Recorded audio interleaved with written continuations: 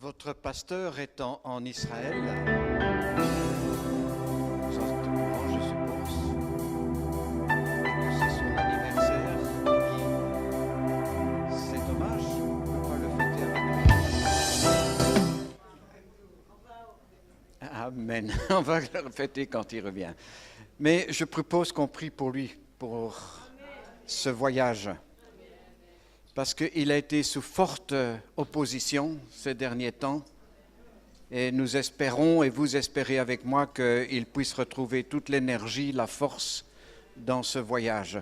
Qu'il puisse vraiment rencontrer son Dieu et qu'il puisse revenir avec des guérisons émotionnelles. Nous prions pour cela maintenant. Seigneur notre Dieu, excellent Père, nous voulons t'apporter notre bishop, afin que ta grâce repose sur lui. Seigneur, tu connais les tensions dans lesquelles il s'est trouvé à tout égard, qu'elles soient financières, relationnelles.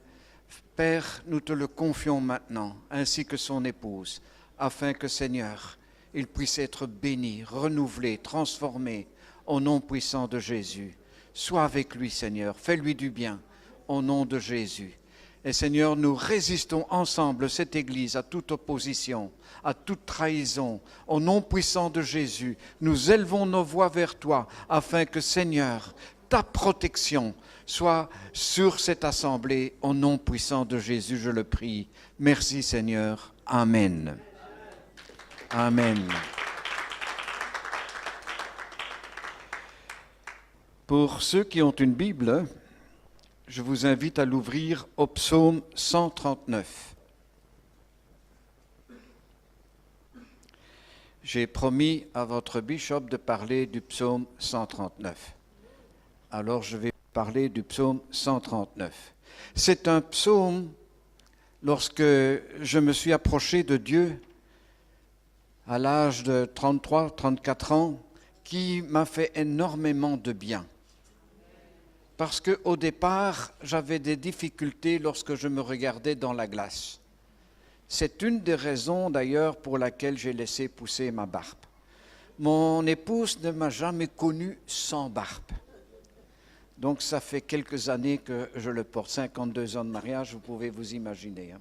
Il y en a des petites bêtes là-dedans. Et une histoire. Mais quand je me regardais dans la glace, j'avais un problème avec moi-même. Ce que je voyais ne me plaisait pas de trop. J'estimais que j'étais trop petit, j'estimais ceci, j'estimais cela, et j'avais des difficultés avec mon image. Je voulais absolument être plaisant pour ceux qui me regardent, qui m'observent, qui sont mes collègues, qui gravitent autour de moi. Et j'avais toujours le sentiment de frustration que qu'est-ce que je peux faire pour améliorer ? Et alors j'ai fait de la gym, j'ai été courir, j'ai fait du vélo, j'ai fait un tas de trucs, mais je dois dire oui, ça améliore, mais ça n'améliorait pas mon image de moi-même. Oh Seigneur, je suis certain, encore ici ce matin, qu'il y a des personnes qui aussi, quand elles se regardent dans la glace, se disent « Oh Dieu, tu as fait une erreur avec moi ». Je voulais être plus grand, je voulais être plus beau, je ne voulais pas des cheveux blonds, je ne voulais pas des yeux bleus. Et les femmes sont plus sensibles que les hommes à cet égard. Les hommes, ils savent mieux calculer et se cacher derrière des expressions. Et les hommes attendent de leur épouse ou de leur fiancé que constamment ils disent « Oh, mais tu es un bel homme ». Et quelles sont les épouses qui disent ça aujourd'hui ? « Oh, tu es un bel homme !» On dirait plutôt « Écoute, mange moins parce que tu vas aller mieux. Va un peu courir parce que tu as pris de l'embonpoint. » Et bien des choses de ce genre et de ce style, ça m'est arrivé aussi, donc je sais de quoi je parle. Mais ça ne nous fait pas du bien tout compte fait. Parce que le psaume 139, qui est un psaume extrêmement important pour l'image de soi, je vous le lis avec vous, à partir du verset 13. « C'est toi qui as formé mes reins. » C'est David, le roi David qui parle, Et quand il dit c'est toi, il parle de Yahweh. Il parle de l'Éternel, du Dieu vivant. C'est toi qui as formé mes reins, qui m'as tissé dans le sein de ma mère.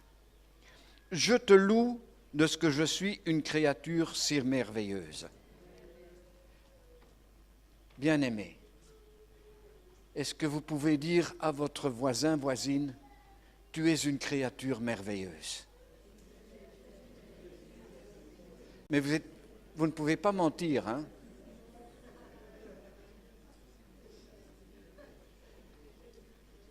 C'est vrai que nous sommes des créatures merveilleuses. Et il faut oser louer le Seigneur pour ce que nous sommes. Non pas pour ce que je fais, mais pour ce que je suis. Et le matin, maintenant, après toutes ces années d'expérience et de difficultés, lorsque je me regarde dans la glace, je dis merci Seigneur pour toutes ces années avec toi. Merci Seigneur parce que chaque jour, chaque matin, tu me fais grâce. Chaque jour, chaque matin, tes bontés se renouvellent à mon égard. Et ça, c'est le secret de la longévité et du bonheur. Si nous voyons Dieu pour ce qu'il est, celui qui m'a tissé dans le sein de ma mère, tel que je suis, c'est parce qu'il avait un plan pour ce que je suis. Il avait un plan pour moi dans la santé qu'il m'a donnée, ce qui m'a permis d'aller vivre 10 ans en Afrique et d'y aller pendant toutes ces années régulièrement 2-3 fois par an. L'Afrique est toujours sur mon cœur, mais je deviens vieux. Ça devient compliqué, ça devient difficile. Mais on a un plan, votre bishop et moi-même, nous comptons aller en Afrique encore une fois. Alléluia. Au Rwanda et au Congo, dans la région des Grands Lacs. C'est un endroit privilégié pour moi. J'y ai tout connu, même le volcan qui a fait éruption, l'évacuation, le tremblement de terre. Ah, Seigneur, tu es bon, j'ai eu des expériences. Mais à chaque fois, je vous assure que dans toutes ces expériences, compliquées, difficiles parfois, c'est sûr, mais Dieu était là. Aujourd'hui, je peux dire à ceux qui sont autour de moi, non, ne me dis pas que Dieu n'existe pas.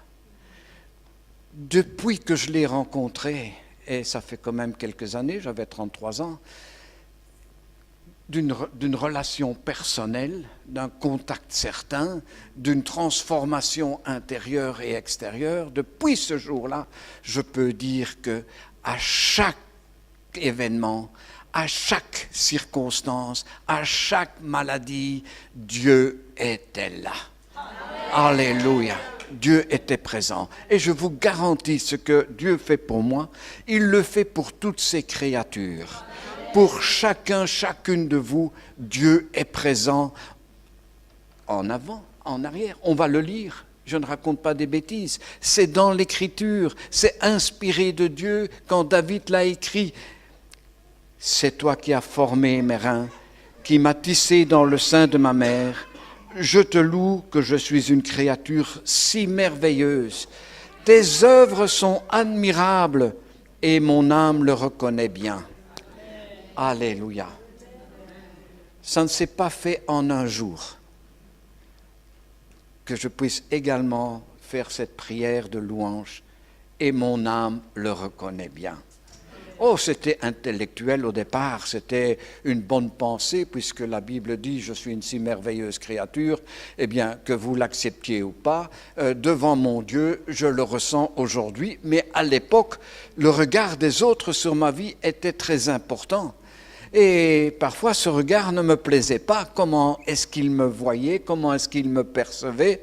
Comment est-ce que mon caractère était accepté par les autres? Mon tempérament, ma personnalité? Tout ça créait souvent des problèmes relationnels. Vous avez connu ça? Ou bien vous êtes déjà une si merveilleuse créature où il n'y a plus de problèmes relationnels? Parce que vous savez qui vous êtes. Plus de frustration, plus de colère, plus de mauvais comportements, plus de réaction devant l'adversité. C'est vous ça? Oh, oh, oh, oh, oh, oh. Un peu d'honnêteté, s'il vous plaît. Et pourtant, le Seigneur nous travaille. Le Seigneur est en train de nous façonner. Il est comme un potier, nous dit la parole de Dieu. Il travaille sans arrêt à notre transformation. Et j'ai lu dans la parole quelque part que ce travail est inachevé quand nous partons pour le grand voyage. Et il dit, le Seigneur, en un clin d'œil, à ce moment-là, tu auras ta transformation complète, rêvée, désirée, parfois enviée. À ce moment-là, on sera comme lui. Gloire à Dieu. Gloire à Dieu. Rien que ça. Ce n'est pas 70 vierges qui nous attend au paradis. C'est être comme le Seigneur. Ah, c'est nettement plus intéressant, croyez-moi. Que le Seigneur soit béni pour l'avenir qu'il nous donne. Tes œuvres sont admirables et mon âme le reconnaît bien. Mon corps n'était point caché devant toi lorsque j'ai été fait dans un lieu secret. Tissé dans les profondeurs de la terre, quand je n'étais qu'une masse informe, tes yeux me voyaient et sur ton livre étaient tous inscrits les jours qui m'étaient destinés, avant qu'aucun d'eux n'existât. Que tes pensées, ô Dieu, me semblent impénétrables, et que le nombre en est grand. Si je les compte, elles sont plus nombreuses que les grains de sable. Je m'éveille et je suis encore avec toi. Alléluia. Ça, c'est de la psychologie du temps de David. Il a été touché par le Seigneur et, croyez-moi, c'était aussi un homme imparfait. Il a vécu dans l'adultère, il a commis, il a tué des gens qu'il a envoyés au combat, etc. Vous connaissez l'histoire de David. C'est un homme comme vous et moi. Nul n'est parfait sur cette terre. Nous nous débattons toujours contre nous-mêmes et contre la chair qui a ses expressions, ses attentes, ses demandes, et qui comme l'apôtre Paul, je peux dire, je fais des choses que je n'ai pas envie de faire, et Seigneur, je ne fais pas ce que je devrais faire. Oui, c'est vrai, encore maintenant, je me bats avec mon moi-même, je me bats avec cette chair qui a chuté il y a, depuis le temps d'Adam et Ève, et j'en suis aujourd'hui tributaire, porteur de ce péché que je traîne derrière moi, comme vous, et nous devons combattre cette chair qui ne veut pas mourir, qui ne veut pas rester sur l'autel comme un sacrifice, qui a besoin, ô Seigneur, de ton esprit dans nos vies, du renouvellement, de la transformation. C'est ce que nous attendons de Dieu. Et il ne faut surtout pas perdre l'espérance que Dieu fait son travail. Vous ne le voyez peut-être pas parce que c'est lentement qu'il le fait. Parce que s'il était brusque, oh là, nous aurions mal. Mais il le fait à notre dimension, à notre capacité de supporter la transformation. Il le fait avec notre accord, parce que une des plus grandes et merveilleuses choses dont Dieu nous a fait cadeau, c'est notre libre choix. Nous avons toujours le choix de dire non au Seigneur, de dire non à n'importe qui, de refuser d'obéir, d'être dans l'insoumission et la rébellion. Oui, même les chrétiens sont parfois dans ces situations de rébellion. Et c'est là que nous voyons que dans nos écarts, Dieu nous aime encore. Dieu, son amour est inchangeable pour nous. Son amour, quels que soient nos comportements. Et je peux comprendre parce que, je disais tout à l'heure, j'ai 16 petits-enfants. Dieu est bon, n'est-ce pas? 16 petits, et ils sont tous adorables. Il y en a qui sont grands, il y en a qui sont mariés, et j'attends des arrière-petits-enfants maintenant. Mais ce que je veux dire, c'est que l'amour que j'ai pour ces petits-enfants n'est pas le même que pour mes enfants. Là, je n'ai plus la charge de l'autorité, de devoir corriger. Non, c'est juste amour, amour, amour. Et votre Père céleste, il est comme ça aussi avec nous. C'est juste amour, amour, amour. Qu'est-ce que je peux faire pour lui rendre la vie plus agréable. Qu'est-ce que je peux faire pour que cet enfant ne pleure plus? Ah, quand un enfant pleure, c'est comme si je pleurais avec lui. Il faut que je le console, il faut que je le cajole, il faut que... Parfois, ils n'aiment pas, quand ils ont 18 ans, ils n'aiment plus que je les prenne dans mes bras. Hein. Oh là, non, non, non, non. On est des hommes, des femmes maintenant. Il faut, papy, quand même, n'exagère pas. Hein. Salut, hein. Même plus la main. Ah non, non, non, salut, ça va. Vous connaissez ça? Hein? Mais mon amour pour eux ne change pas. Je suis toujours le papy. Et votre Père éternel ne change pas. Même si vous dites, non, il reste le Père céleste. Celui qui, non seulement a de l'amour, mais il est amour. C'est différent. Nous donnons de l'amour, nous recevons l'amour. Mais Dieu est amour. C'est une grande différence. Alors ça, il n'est pas ébranlé par ce que nous faisons. Parfois, il doit sourire avec moi et dire, encore une fois, lui le même. Mais oui, avec vous aussi. Alléluia. Mais ça ne change rien à son amour. Pour lui, nous sommes une merveilleuse créature. C'est lui notre créateur. Il ne va pas dire, ah là, j'ai raté quelque chose. Mais même s'il l'avait raté, il est capable de rétablir, de refaire. Quand avec le potier, quand on envoie Élie voir le potier, qu'est-ce qu'il dit? Regarde, qu'est-ce que le potier fait? Et le potier fait, travaille, et puis il n'est pas content. Qu'est-ce qu'il fait? Il reprend toute la terre, la remet dans le seau, la remalaye, et le remet sur le tour, et il recommence jusqu'à ce qu'il ait ce qu'il a besoin d'avoir. Amen. Et Dieu est comme ça avec nous également. C'est un potier extraordinaire. Il n'est pas fatigué de nous façonner. Vous n'aimez peut-être pas ce travail qu'il fait de transformation. Mais laissez-moi vous dire que c'est pour notre bien le meilleur. Ne désespérons pas. Dieu est grand. Et dans cette grandeur, on peut trouver la confiance. Le plus important, mes bien-aimés, c'est que vous gardiez confiance en Dieu. Quoi qu'il vous arrive, quelles que soient les difficultés, les oppressions, les tensions, les difficultés, gardez confiance en Dieu. Il ne se fatigue pas. Il est devant vous, derrière vous, à vos côtés. Il est là à chaque moment de notre vie. Il est là constamment prêt à nous aider, comme un papy qui est prêt à secourir cet enfant quand il tombe, quand il se fait mal, quand il fait une bêtise. Oui, Dieu est ainsi. Gloire à Dieu.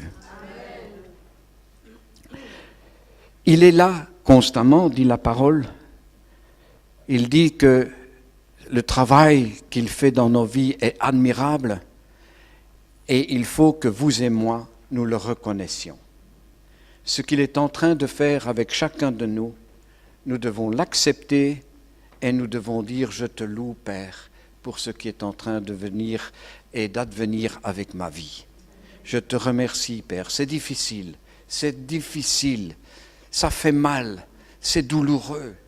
Mais Seigneur, je sais que c'est pour mon bien, qu'il en ressortira toujours quelque chose de meilleur dans mes comportements et dans ce que je suis et ce que je fais. Gloire à Dieu. Est-ce que vous le croyez? Alors, j'aimerais prier pour vous. Et que ceux qui ont cette image fausse d'eux-mêmes et qui sont attristés par ce qu'ils sont en train de vivre et que le matin, lorsqu'ils se regardent dans la glace, ont des difficultés avec ce qu'ils voient, je vous invite à venir ici devant, j'aimerais prier pour vous. Le Seigneur m'a donné un don particulier à cet égard, la restauration de l'image correcte de ce que l'on doit voir lorsqu'on se regarde dans la glace. Et laissez-moi vous dire, ici je ne parle pas de maquillage, je ne parle pas de produits qu'on peut mettre sur le visage pour être un peu plus jeune. Tous ces trucs sont très bien, mais ça ne solutionne pas les problèmes intérieurs. Alors si vous avez des difficultés à cet égard, s'il vous plaît, venez ici devant afin que je prie pour vous.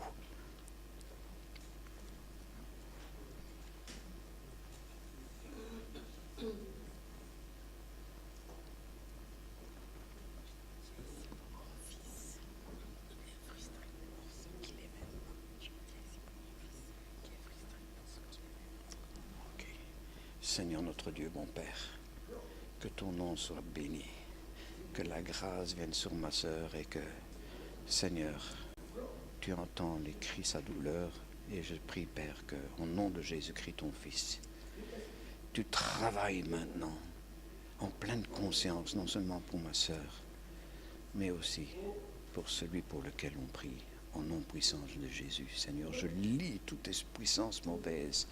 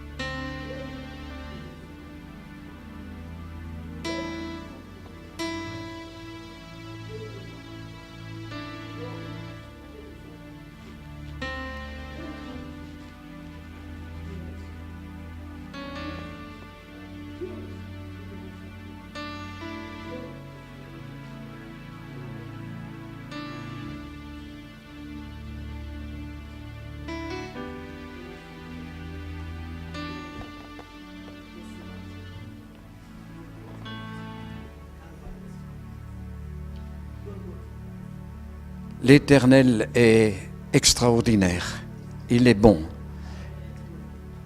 Il désire que chacun d'entre nous, ici présent ce matin, puisse recevoir, selon son amour, selon sa grâce, selon sa miséricorde, selon ses intentions, la guérison des émotions.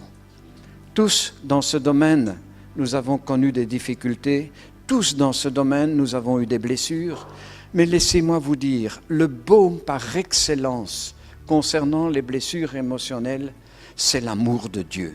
Cette assurance, cette certitude que nous en avons à ce que nous avons besoin. Il n'y en a jamais trop peu. Dieu est Dieu. Il nous a créés. Il nous connaît dès avant notre naissance. Et depuis lors, il nous suit. Il nous aime. Ah, Seigneur, parfois on peut vous dire, mais s'il nous aime, pourquoi est-ce qu'on tue tant de gens? Pourquoi est-ce qu'il y a tant d'enfants qui meurent? La raison à cela est bien souvent notre libre choix, notre péché, notre incapacité d'être aussi amour que lui l'est. Et c'est pourquoi il faut reconnaître que nous vivons dans un monde, là dehors, qui n'est pas celui qui est dans l'Église. Et que là, on a des difficultés, et que là, on a des problèmes. Le mardi, à 11h, je rencontre de la commune de Molenbeek l'échevin de l'urbanisme. Parce qu'ils ont fermé maintenant plusieurs églises du réseau ANET à Molenbeek, ils ont mis les scellés, etc. Et quand on demande les raisons pour lesquelles ils font cela, on n'a pas de réponse. On nous dit, derrière les murs, c'est politique. Mais qu'est-ce que ça veut dire, c'est politique?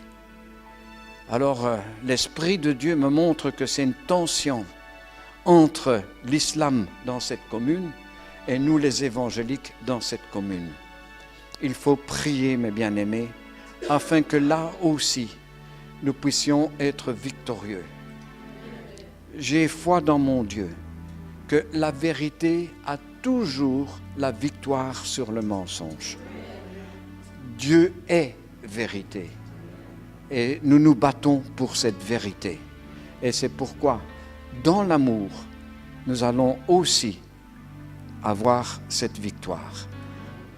Le lundi de la semaine prochaine, j'ai rendez-vous avec le bourgmestre de la commune de Molenbeek, aussi pour présenter nos églises, les défendre et leur dire que nous ne sommes pas des terroristes armés, mais nous sommes des terroristes de la prière et de l'intercession. Nous sommes, nous aussi, dans un combat et que s'il ne comprend pas qui nous sommes, Dieu va commencer à serrer les boulons. Je ne comprends pas mon pays aujourd'hui, mais je sais aussi que l'amour de Dieu pour ce pays est le même qu'il a personnellement pour moi et pour vous. Dieu aime la Belgique tout comme le Rwanda. Dieu aime les nations. Et dans cet amour, je sais qu'il y a une solution. Mais ce qu'il attend de vous et de moi, c'est que nous tenions ferme dans les combats que nous menons. Si vous êtes comme moi je vous prie 5 minutes et dans ces 5 minutes, je m'attends à ce que Dieu ait donné la réponse et la solution et que le combat soit gagné. C'est pas comme ça. Non, malheureusement. C'est un combat qui perdure, un combat qui demande de l'endurance, un combat qui demande des forces renouvelées chaque jour aussi. Mais là, Dieu est avec nous. Il nous donne ses forces, il nous donne les capacités, il nous donne les moyens. Ah, le Seigneur est bon et grand. Oh Seigneur Jésus, oh Seigneur. Seigneur éternel, nous ne pouvons que lever la voix vers toi en te demandant grâce et bénéfice pour ces entretiens, afin que, Seigneur, nous portons une bonne nouvelle du salut. Et Seigneur, que cette bonne nouvelle puisse être entendue. Ôte les écailles, ôte et débouche les oreilles de ces politiques, Seigneur, afin que la grâce de Dieu puisse les toucher. Au nom puissant de Jésus. Et nous lions Satan et ses démons, afin qu'ils n'aient aucun accès dans ces rendez-vous, mais qu'au contraire, ils soient paralysés, bloqués, Oh Seigneur, nous les chassons de tous ces entretiens au nom puissant de Jésus par le sang versé à la croix. Nous avons cette victoire glorieuse dans nos entretiens avec ceux qui ont besoin d'entendre l'Évangile. Et nous prions pour ce évangéliste afin que là aussi la miséricorde de Dieu repose sur lui, que la grâce repose sur lui et que nous puissions encore et encore prêcher l'Évangile dans nos rues ici en Belgique. Au nom puissant de Jésus, Amen. Vous pouvez vous asseoir. Nous avons durant cet été eu quelques équipes de jeunes qui ont été dans la ville pour prêcher l'Évangile. Alors, ils y vont avec le Seigneur, j'en suis persuadé, mais ils vont dans, par exemple, des restaurants, et puis le Seigneur leur indique une personne. Ils vont vers cette personne et leur dit « Est-ce qu'on peut prier avec vous ?» La personne dit oui ou non, mais généralement, il n'y a jamais personne qui a dit non. Et elle dit « Voilà, nous voyons ça et ça et ça et ça dans votre vie. » Et l'Esprit de Dieu leur montre de ce quoi cette personne souffre. Ils prient pour cette personne, ils l'entourent, ils font l'imposition des mains, prient, font ce qu'ils ont besoin de faire. Cette personne, on lui demande « Est-ce que ça va mieux? Est-ce que vous sentez la différence ?» La personne commence à pleurer et puis dit « Oh, ça va bien, ça va bien, ça va mieux. » Et le miracle s'est opéré. Et donc, nos jeunes vont encore dans les rues avec un message. Je ne sais pas si l'administration policière peut faire quelque chose contre les miracles, mais sachez tout de même que du temps de Jésus, Jésus lui-même était critiqué pour les miracles qu'il faisait. Lui-même, on a voulu l'arrêter, le persécuter, et on l'a crucifié en plus à cause de cela. C'est pour ça qu'il faut prier pour nos jeunes qui vont dans les rues aussi. Pensez-y dans vos réunions de prière, au nom du Seigneur. Et je vous bénis dans la grâce de Dieu, dans l'amour de Dieu, et demande à l'Esprit de Dieu de renouveler votre intelligence au nom puissant de Jésus, parce que nous allons aller dans des temps difficiles. Amen. Soyez bénis.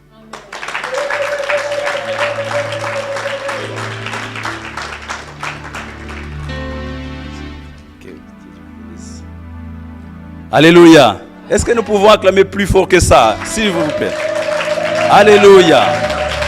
Alléluia. Jésus est Seigneur. Alléluia. Il est au contrôle de tout. N'ayez pas craindre de rien. Alléluia. Que Dieu vous bénisse. Vous pouvez vous asseoir un peu. Nous arrivons à un autre moment, un moment béni. Alléluia. Nous arrivons au moment des offrandes, de donner à Dieu, d'offrir au Seigneur.